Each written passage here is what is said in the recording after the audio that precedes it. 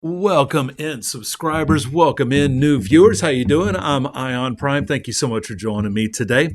And got a good list of stories to talk about, including details from that Fire Emblem Fortunes Weave Direct that was earlier today, and an update on the Walking Dead Beat 'em Up game. We'll have more details about that. And later on in the video, we'll look at three remasters slash remakes that I have physically in my collection. We'll talk about those and why I have them in my collection. But first up, we're going to talk about Fire Emblem Fortunes Weave. They had a full direct about the game this morning from Nintendo, and they got a lot of details were dropped in this. First off is you've got four people that you'll get to play as far as you get to follow their stories. You got Kai.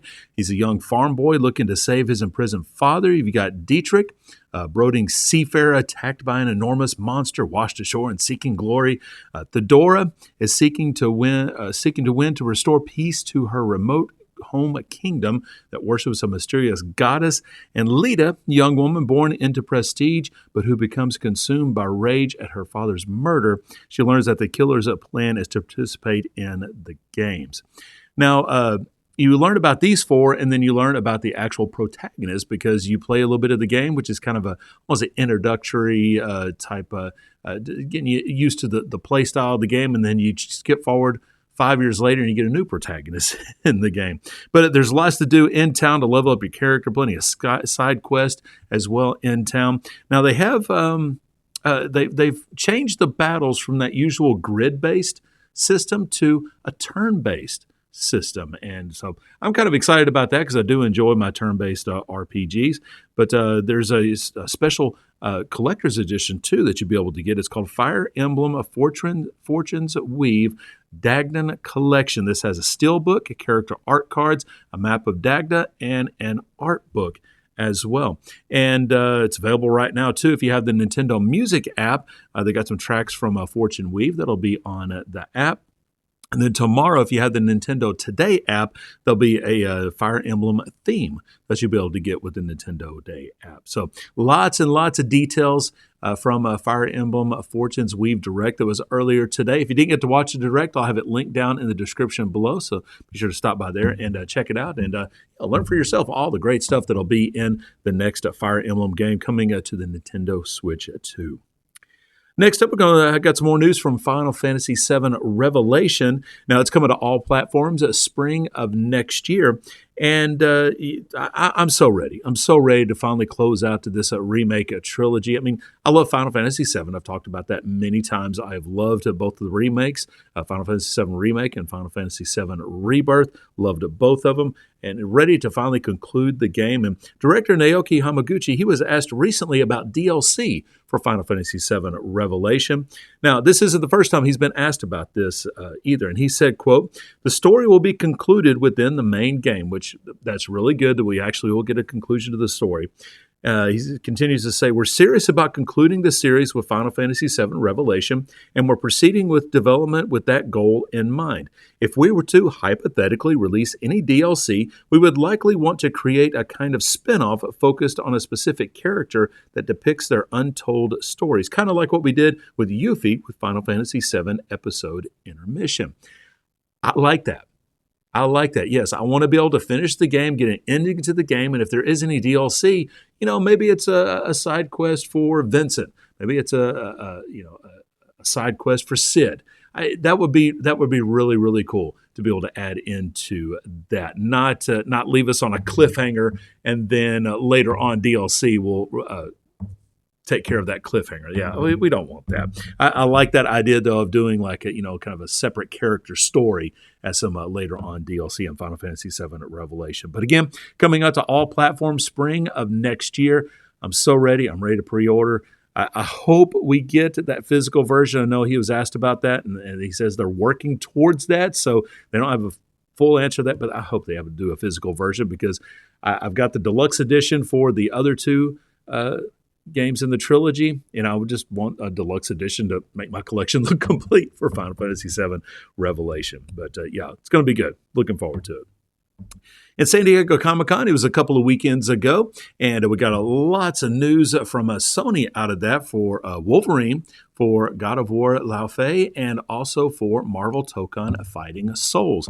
Now, the panel for Wolverine, it has been available pretty much since the end of Comic-Con, but now you can watch the full panel for God of War Lao Fei, and just look it up on YouTube and check out all the details there. Of course, we had the publications that were there and getting all the details and to put those out for us.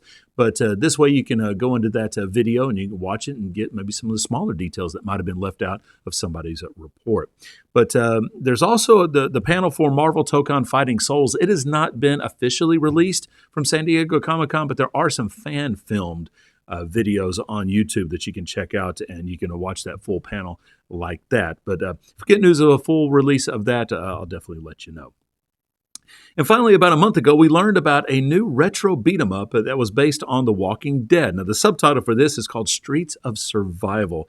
And we got a new trailer for the game today, along with some details about the standard and the deluxe edition. I think this game looks pretty cool. I mean, it may not be the best beat-em-up that we've had. We've had that resurgence with beat-em-ups lately, but I mean, this may not be the best, but I think it does look like a lot of fun. But the standard game's only going to be $20. So that's really cool. Now, the deluxe edition is $30, and it'll have some pre-order bonuses. The Golden Survival Pack, which has several things. You get the gold polished gear for fights and last stands. But then you get DLC content. You get the Arcade Apocalypse Pack with that digital deluxe edition. You get 2 weapon skins, a tactical magnum and an unlockable mystery weapon. You get 1 character skin. This would be the Civic Republic military suit for Rick.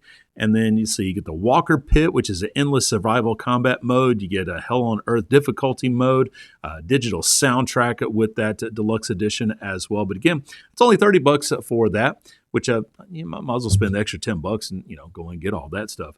I think this game is going to be a lot of fun. Now, there's no word if there is a physical release for this game. Everything in the new trailer just talked about it being digital, and maybe limited run games will end up taking this. Maybe I Am 8-Bit, maybe someone else like that will take this on and make a physical version for this game. But again, it does look like a lot of fun, and looking forward to that when it releases in the next couple of months. All right, so today taking a look in my collection, some remasters and remakes that I have in my collection. And it's not many, but I got these specifically because, I just wanted to have them. Resident Evil 2. This will be the first one that I have. I mean, man, this was such a great game on the PlayStation 1. The N64 got a version of this as well, but this is a fantastic remake of that original Resident Evil 2. Story pretty much goes along with what we played, with some added elements in there. But man, it was just a lot of fun to go through. Definitely scary, left you on the edge of your seat in some parts, and the puzzles just as interesting and fun as you can think of in those. Next up is Final Fantasy X 10-2. This obviously, since its days on the PlayStation 2, it's gotten a port to just about every console after that. I think there's a PS5 version, I think. I don't have to look into that. If there's a PS5 version, I might have to get that. But this is the version I have for the PS4. I have the HD version on the PlayStation 3 as well. Why didn't I get that? I should have gotten that out as well. Actually, hang on just a second.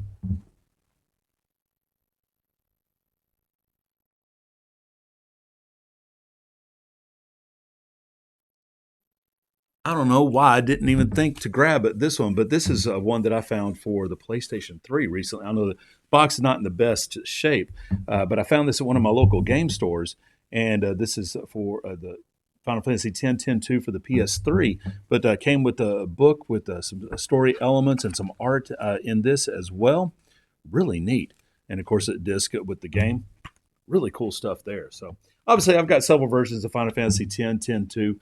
In my collection, both physically and digitally. But again, if there's a PS5 version, I definitely need to look that up and get that as well.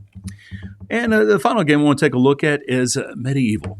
Now, this is a very, very fun game on the PlayStation 1. I enjoyed it whenever. I never owned it, but I did rent it a few times and had a lot of fun with it. And then when they announced they were doing this remaster, remake of it, I had to pick it up, and I did, and it's still just as fun as it was on the PlayStation 1. Really cool game. I'm glad they made this remake to bring it up to modern consoles for folks to be able to check out. And is it on the PlayStation Plus Classics catalog? You know, I've actually never looked. I believe it is, but I may have to look that up. But some good stuff there. So again, just a few of the remakes, remasters that I have in my collection here with me. And yeah, just this Final Fantasy X, 10-2 book for the PlayStation 3. But anyway, I'm Ion Prime, folks. Thank you so much for joining me today. Thank you for watching today's video. And yeah, if you like this video, like it. If you dislike it, I mean, hit that dislike button. I do not mind that at all. If you want to talk about anything I've talked about today, do that down in the comments section below. Any of the stories that I've talked about today, I will have the sources for that in the description as well. So be sure to stop by those sources and get some more details about anything I've talked about today. And yes, if you are brand new to this channel, folks, hit that subscribe button. Would love to have you as a subscriber. Love to have you as a follower. And yeah, looking forward to talking to you again tomorrow with some more gaming news. So keep those controllers charged, and we'll talk again tomorrow. Thank you so much for watching.